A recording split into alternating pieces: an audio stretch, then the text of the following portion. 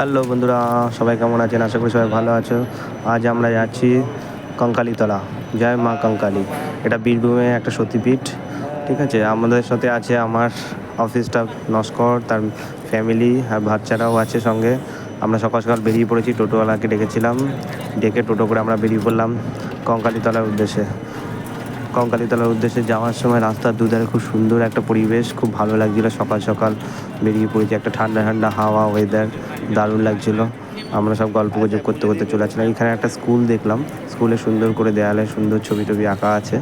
আর কিছুক্ষণ এই যে আমরা পৌঁছে গেছি, এই নেমে পড়লাম টোটো থেকে। দিদি বলছে কি হলো, আমাদের থেকে নেবেন না বাটা? আমি বলছি হ্যাঁ নেবো। এখানে সব লাইন দিয়ে সব দোকানগুলো আছে। যাই হোক, আমরা একটা বাটা নিয়ে নিলাম একটা দিদির কাছ থেকে। এই যে বাটাটা নিলাম, ঠাকুরের বাটাটা নিয়ে আমরা দুজন মিলে একটু সেলফি দিচ্ছি। আর মেয়ে তো একটু ডাক করে, এই যে জয় মা কঙ্কালী। আমরা এখন মন্দিরের ভিতর প্রবেশ করতেছি, দেখো তোমরা। জয় মা কঙ্কালী, জয় মা, ভালো রেখো সবার। তো দেন মন্দিরের ভিতরে ঢুকলাম। তো আমি গিন্নিকে বললাম যে যাও তাড়াতাড়ি করে লাইনটা দাও। আর এত সুন্দর পরিবেশ, মানে বোঝানো যাচ্ছে না, এত সুন্দর পরিবেশ, এত সুন্দর। এই যে মন্দির। আর আজকে মোটামুটি ভালোই লাইন পড়েছিল। সকাল সকাল আমরা মোটামুটি 9টার মধ্যে পৌঁছে গেছিলাম। গিয়ে দেখছি লাইন, কিন্তু লাইনটা হলেও খুব সুন্দর লাইন। এখানে কোনো রকম পান্ডাদের ঝামেলা নেই, কিছু নেই।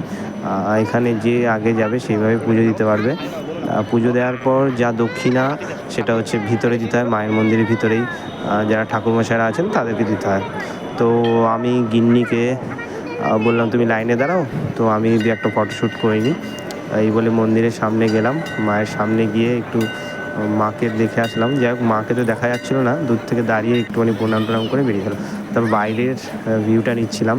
দেন দেখুন, আপনারা দেখতে পাবেন যে এই যে 51টা সতীপীঠ, সেখানে ওয়ালে সব সতীপীঠগুলো লেখা আছে যে 51টা সতীপীঠ পৃথিবীর কোন কোন প্রান্তে কোথায় কোথায় কোন সতীপীঠ আছে সেগুলো আছে। লাইনে সব দাঁড়িয়ে আছে। এই যে আমার গিন্নি বলছে আমি পারছি না, তুমি একটুখানি ধরো। ঠিক আছে দাও। তো মেয়েকে নিলাম, আমিও লাইনে দাঁড়িয়ে পড়লাম গিন্নি পিছনে। এই ফাইনালি আমরা ভিতরে ঢুকলাম, মায়ের দর্শন হলো, পুজো টুজো দিচ্ছি ভালো করে। ঠাকুরমশাই বললো পুজো দেওয়া হয়েছে। এই হচ্ছে পিছনের দিকটা যে দেখতে পাচ্ছি, এটা হচ্ছে পুকুর।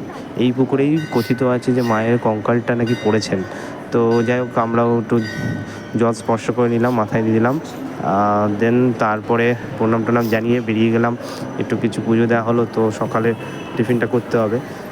তো চলে আসলাম হচ্ছে কচুরি ভাণ্ডার। কচুরি ভাণ্ডারে এখানে এসে সকালের কিছু খাওয়া দাওয়া করে, গিন্নি দেখছি খাবে বলছে যে কখন খাবার আসবে। আমার মাম্মা বলছে দাও আমি একটু জিলিপি খাওয়া আগে শুরু করি, তারপরে লুচি খাবো।